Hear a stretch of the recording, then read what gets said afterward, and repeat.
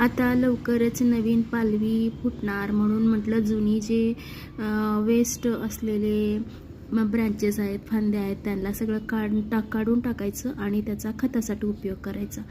म्हणजे काय, नवीन पालवी फुटायला मस्त होती. आणि नाश्त्यासाठी बनवला होता मस्त मोठ्या रव्याचा उपमा. आणि मी जेवणासाठी स्वतःसाठी मी बनवलं होतं कडबू डाळ आणि कांद्याची चटणी.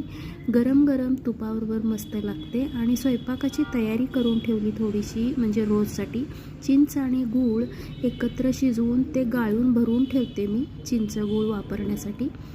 आणि केसांसाठी म्हणून शिकाकाई, रिठा, आवळा या सगळ्यांना छान वाळवून ठेवलं होतं. रिठामधल्या बिया काढून घ्यायच्या आणि नंतर ह्या सगळ्याचं मस्त पावडर बनवलं की जेणेकरून जेव्हा न्यायचं असतं त्यावेळेस ही पावडर अगदी रेडीमेड सारखी